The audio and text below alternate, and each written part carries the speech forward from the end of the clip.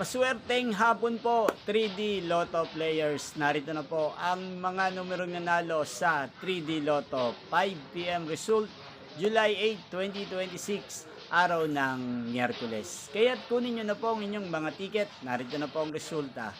Yan, ngayon nakikita nyo na po ang mga numerong nanalo sa 3D Lotto 5 PM result. In exact order po yan.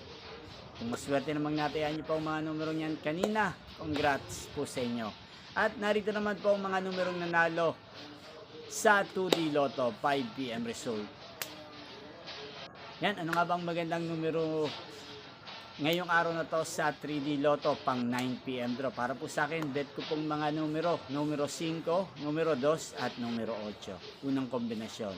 At ang pangalawang kombinasyon na bet ko sa 3D Lotto ang numero 3, 8 at 2. Sana ang mga yan ay manalo po sa 9 PM draw. Yan, inyo pong napanood ang resulta ng 3D Lotto sa channel na to, Roderick Hernandez TV. Muli nyo pong mapapanood ang resulta nito mamayang 9 PM. Thank you for watching.